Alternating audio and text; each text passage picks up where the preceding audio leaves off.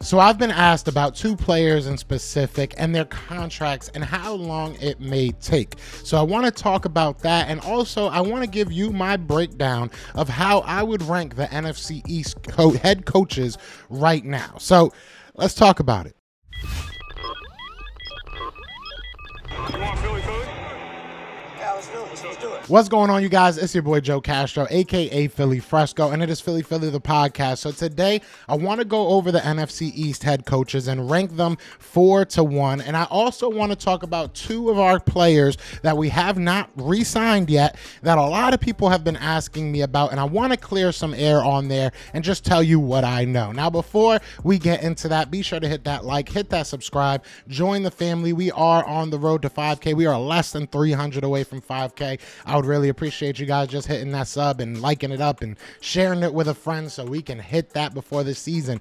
Now let's get into it, man. So I want to talk first about these NFC coaches, and then I'll talk about the contract situations at the end of it.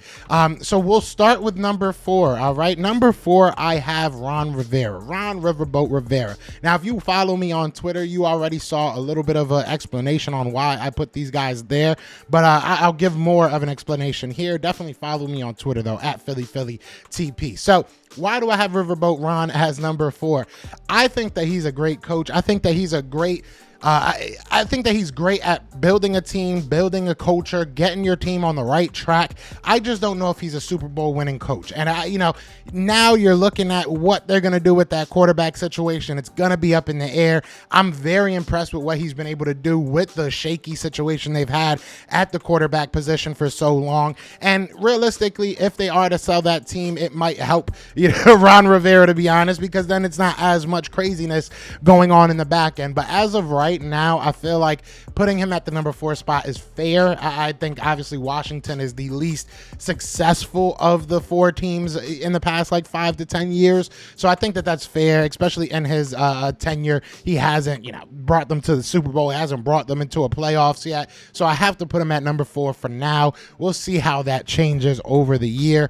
And now number 3 is probably might be a little controversial. Look, I mean, I know I'm a hater, right? I know I'm a hater. I never lie about that. But I got Mike McCarthy at number 3. And the reason why I got Mike McCarthy at number 3, and this may change. I've even said this on Twitter. This may change after this season now that he has his guys, now that he has his system. It's not, he doesn't have to necessarily go by what, Kellen Moore was saying and, the Jerry Joneses and what they wanted to happen on the field. It feels like he's going to have full reins to either succeed or fail. And if you look at this team, that the Cowboys, they've had a lot of talent over his tenure, 3 years, obviously won 12 games back to back. They'll tell you that with their chest pumped out, but they haven't been able to do anything in the playoffs. And while that's not 100% Mike McCarthy's fault, I think that this year he's either going to move up or he's going to move down. If he's able to get his team to play at a higher level than we've seen before from the Cowboys, if he's able to maybe make a little bit of a more of a push in the playoffs, because they are very talented, and I got to sit here and probably move him up. But right now, I think number 3, if we're just talking about pure coaching, I think number 3 is fair for Mike McCarthy.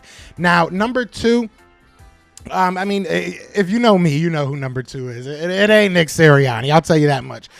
Look, I think Brian Daboll, what he did for New York was incredible. I'm not gonna lie, and I said this again on Twitter. If he's attaching his success to Daniel Jones, that might be the downfall of him, possibly, if Daniel Jones can't make that next step, if he can't take that next step, hit that next level at this in the NFL, then it's gonna be a little bit tough for Brian Daboll to really succeed in New York.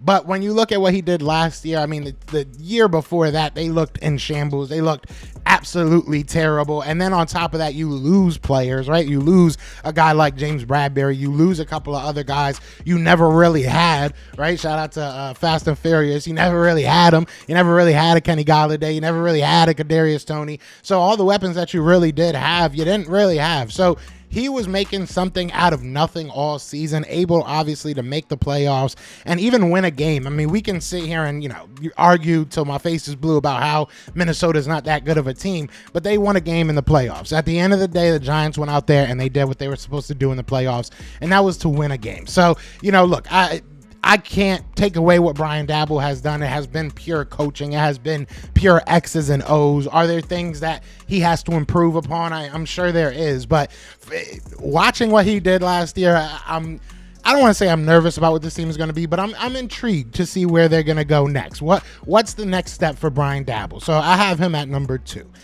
Now, number 1, the GOAT. Old Nicky boy, old Nicky Two Shoes. I don't know. I'm making up names now. But Nick Sirianni, man. Look, I said this on Twitter, so definitely go follow me on Twitter. But if we're talking just pure X's and O's, maybe Nick Sirianni's number 2. 100% honest. But we're talking about just pure coaching, right? And when you talk about coaching, you're talking about the culture, you're talking about the winning, you're talking about, getting the most out of your players. You are talking about the X's and O's. And when you add all that up, when you look at Nick Sirianni's full resume for these first 2 years, it's hard not to say that he's the best coach in this division. And I understand that he had an immense amount of talent. I get that. The first year, maybe not so much, but we were still able to make the playoffs. This year, obviously, infused a whole bunch of talent. But at the end of the day, you can infuse a whole bunch of talent. It's up to your coaching staff to make sure that those guys are doing what they have to do. And I feel like Nick Sirianni has done that at a very high level.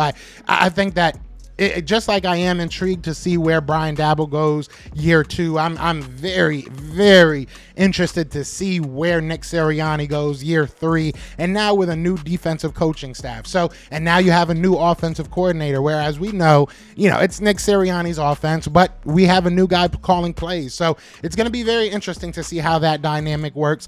All these are fluid. I really do feel that. I do think that Nick Sirianni has a nice little firm hold on that number 1 spot until somebody takes him out, but it's very possible. This year is going to be a wide open NFC East, much like it was last year, if I'm being 100% honest, and it's a wide open NFC. We might be looking at 2 or 3 teams again coming out of the NFC East as playoff teams. So it's going to be very, very fun to watch what happens in the progression of these coaching staffs, because Mike McCarthy isn't a young coach, don't get me wrong, but he's young to this team, right? He's young to the Cowboys. Ron Rivera isn't a young coach, but he's still new to this team in a sense. So it's going to be interesting to see what shift takes place. We have so many different styles of coaching and so many different team styles. It's going to be fun to watch. So you guys let me know what you think about my rankings. Now, I do want to talk about 2 contracts as well while I'm here, and one of them is going to be Chauncey Gardner-Johnson. I was asked,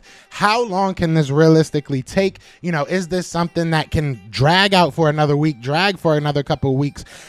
And honestly, yes. If Chauncey Gardner-Johnson is not getting the price tag that he wants, there is going to come a point where him and his agent just have to look at each other and say, we have to take a deal. But I don't think that time is right now. You have nothing but time. This could take as long as Chauncey Gardner is patient. And that's the God to honest truth. If you look at where the Eagles are, Eagles don't really feel like they're in a rush to sign anybody to replace him. And I don't think that, Chauncey Gardner-Johnson feels like the offer from the Eagles is going to go away. I think that that's a standing offer. He knows, in my opinion, where we stand. We know where he stands, and now we have to find that middle ground. So to answer it quite bluntly, this is going to take as long as it takes for Chauncey Gardner-Johnson to find a deal that he likes. There is no... I won't say that we have the upper hand. I won't say he has the upper hand. At this moment, it's kind of, we're still right there. We're still kind of battling it out. We're still kind of just looking at the language in the contract. So it's still an ongoing thing. We're still working it out, but it's going to take as long as it takes. It's not going to be something that, hey, I would love to, be wrong. And as soon as I upload this, we get a notification saying Chauncey Gardner-Johnson's part of the team. I would love that. But I'm honestly not really expecting that anymore. You look at how many safeties have gotten signed, the amount of money that they've gotten signed for. There's going to be a little bit of pill swallowing from Chauncey Gardner-Johnson. There's going to be a little bit of pride swallowing from Chauncey Gardner-Johnson. So, it is what it is, and it sucks. I'm not going to lie. I think Chauncey Gardner-Johnson is a very good safety in this league. But, hey, we got some other options. If you guys want me to, I can talk about Kevin Byard, because supposedly he's getting released, and he is from Philly. He's 29. He could be somebody that will be interesting for the Eagles, but we're not here to talk about that. The other contract I wanted to talk about was Jalen Hurts. That was another question that people were asking, was how long this Jalen Hurts thing could take. This, I think, is going to take a little while. I think you could be waiting till June. You could be waiting till, closer to the spring training. Spring training. Think about baseball. Training camp. You can be waiting closer to OTAs because there's really no rush on that either. The Eagles know they're keeping Jalen Hurts. Jalen Hurts knows the Eagles are going to keep him.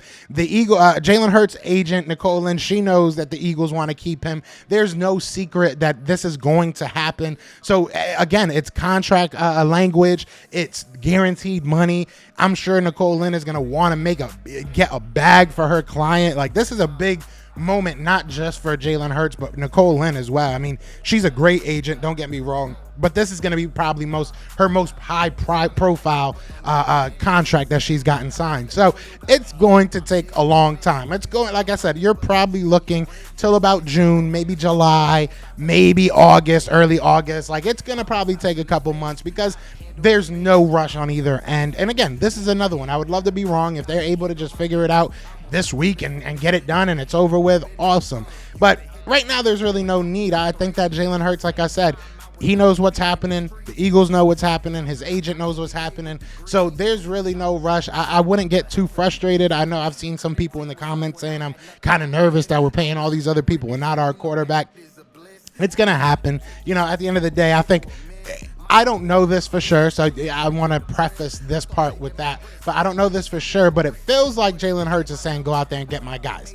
Go out there, make sure this team is straight, and then come to me and we'll figure it out. We have money ready for next year. We're going to have money the year after that. The cap opens up. The cap number is probably only going to go up. So, we're in a good position. Let's not get too worried about what Jalen Hurts is doing because he's going to be fine. He's going to get his money. I can almost guarantee you that. He's going to get his money. So, I just wanted to kind of go over all of that. Let me know what you're thinking. How are you feeling so far in this offseason? How are you feeling about my top 4 rankings? How are you feeling about Chauncey Gardner-Johnson's contract? I know a lot of people are kind of starting to get a little bit sick of it and wanting to move on. How are you feeling? How do you feel about Jalen Hurts? Are you patient? Are you good? Are you waiting? Are you waiting it out? But let me know what y'all thinking in the comments. Other than that, hit that like, hit that subscribe. I love you guys. Y'all know what it is. It's Fly Eagles Fly. And we are out, Chad. Peace! Eagles fans everywhere, this is for you. Fly Eagles flying on the team. Touchdown. Time to get Jalen this ring. You don't really want to start a thing. This a bird gang nation, baby. It's a Philly thing. Hater, and you looking like you type trash. I'm just here calling on Philly the podcast. And we can call a man dog or watch Miles score off the handoff. Rest of the division, your man Saul Jackson like Sean, hunting like Randolph. Season here, early time to do them in. Your boy Philly Fresco. Thanks for tuning in.